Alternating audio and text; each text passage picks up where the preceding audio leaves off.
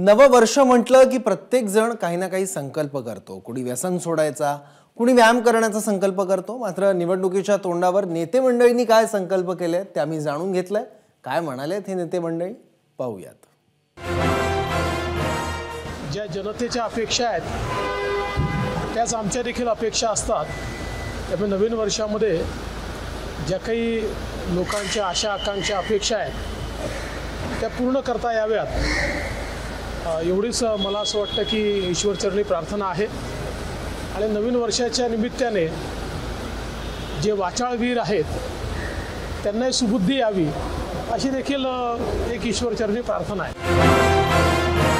हे 2024 वर्ष आम्हाला फार झालेला आहे हर्ष। म्हणजे जो 2024 जे वर्ष आहे हे देशासाठी अत्यंत महत्त्वाचं आहे, दलितांसाठी अत्यंत महत्त्वाचं आहे, 140 करोड जनतेसाठी अत्यंत महत्त्वाचं आहे। त्यामुळे 2024 जे वर्ष आहे या वर्षामध्ये आमचा नक्कीच संकल्प असा आहे की नरेंद्र मोदींच्या नेतृत्वाखाली जे एप्रिल मे मध्ये निवडणुका होणार आहे 2024च्या त्या निवडणुकीमध्ये आम्हाला 400 पेक्षा जास्त जागा मिळतील। आपण सर्व मिळून या नवीन एक संकल्प करूया, या महाराष्ट्राला पुन्हा एकदा प्रगतीपथावर कसं जाता येईल किंवा मोठं कसं करता येईल यासाठी तुमची आमची सर्वांची एक साथ वज्रमुठ आपली तयार झाली पाहिजे। यांच्यासारखी नाही जी कधीच फुटलेली आहे, तसं न करता एक चांगलं महाराष्ट्र घडवण्यासाठी तुमचं सहकार्य अपेक्षित आहे अशी मी तुम्हाला सुद्धा या माध्यमातून विनंती करतो।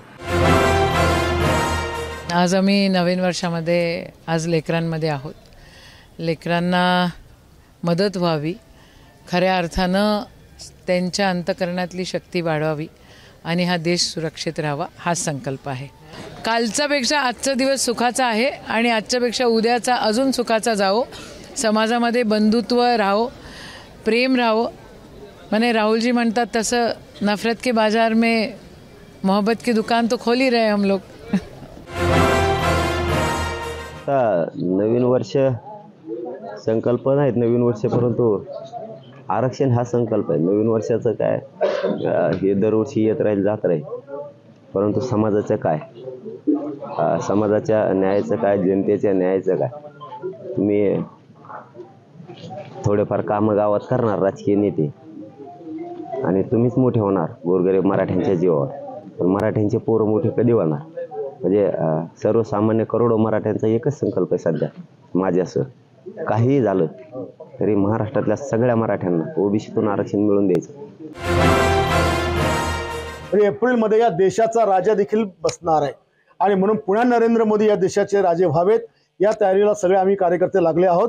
आणि आता महाविकास आघाडी किंवा इंडिया आघाडी काही जरी सांगत असली तरी त्यांच्याकडे या देशाला समानार चेहरा कोणी दिसत नाही आणि म्हणून नरेंद्र मोदी पुन्हा निवडून येतील। एक राज्याचा खऱ्या अर्थाने शेतकऱ्यांचा नेता हा पुन्हा मुख्यमंत्री बसावा याकरता देखील आम्ही या नवीन वर्षामध्ये प्रयत्न करणार आहोत। येणारं वर्ष हे आपल्या शेतकऱ्यांचं आनंदाचं वर्ष जावं। रामलल्लाचं आगमन या ठिकाणी होतंय 22 तारखेला आणि रामराज्य या देशामध्ये यावं हीच आमची नवीन वर्षांची संकल्पना आहे। जे युतीच्या काळामध्ये कामं होत आहे, केंद्र सरकारची कामं होत आहे ती वर्षभरामध्ये पूर्ण करण्याकरता त्याचा प्रचार आणि प्रसार करणं हे सुद्धा आमचं कर्तव्य राहणार असे विविध संकल्प आम्ही या ठिकाणी केलेले आहेत। एबीपी माझा, उघडा डोळे बघा नीट।